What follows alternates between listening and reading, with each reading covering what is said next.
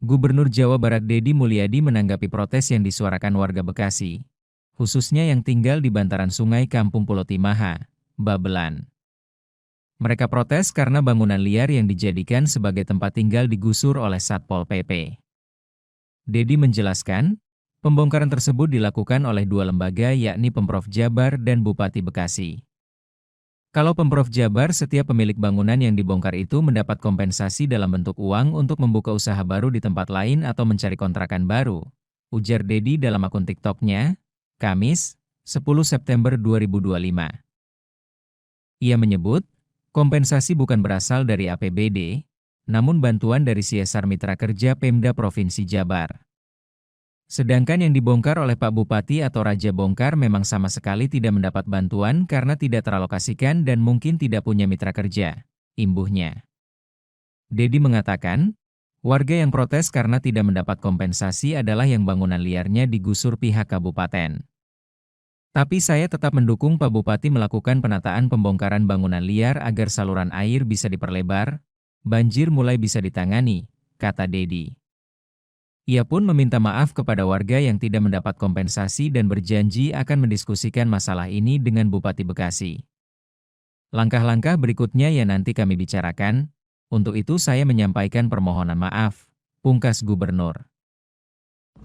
Buat warga Bekasi yang mengeluh karena rumahnya di bantaran sungai dibongkar oleh Satuan Polisi Pamong Praja, kemudian marah pada saya, tidak mendapat kompensasi. Perlu saya sampaikan bahwa pembongkaran bangunan liar di Kabupaten Bekasi itu dilakukan oleh dua kelembagaan.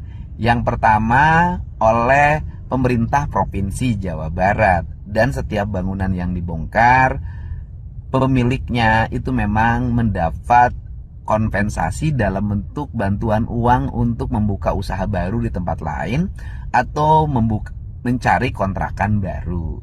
Dana itu bukan diperoleh dari dana APBD provinsi, tetapi bantuan CSR dari Mitra Kerja Pemda Provinsi Jawa Barat. Sedangkan yang dibongkar oleh Pak Bupati atau Raja Bongkar itu memang sama sekali tidak mendapat bantuan karena tidak teralokasikan dan mungkin tidak punya mitra kerja. Yang mengeluh itu adalah warga yang dibongkar oleh Pemda Kabupaten Bekasi sehingga tidak mendapat bantuan. Tetapi saya tetap mendukung Pak Bupati untuk melakukan penataan pembongkaran bangunan liar agar saluran-saluran air bisa diperlebar, bisa diperdalam, kemudian banjir mulai bisa ditangani dan itu bisa melihat bahwa hari ini Bekasi banjirnya tidak separah dulu. Memang masih ada titik-titik banjir, tetapi jauh lebih baik dibanding dengan dulu yang banjirnya luar biasa.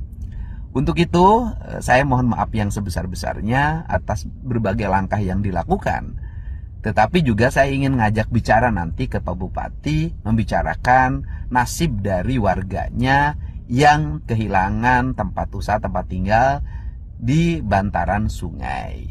Langkah-langkah berikutnya ya nanti kami bicarakan dengan Bupati Kabupaten Bekasi. Untuk itu saya menyampaikan permohonan maaf, mari kita melakukan penataan sungai-sungai kita, rawa-rawa kita, tidak boleh lagi mengalami penyempitan, pendangkalan, yang akhirnya bencananya dituai oleh bersama. Jangan lupa subscribe ya!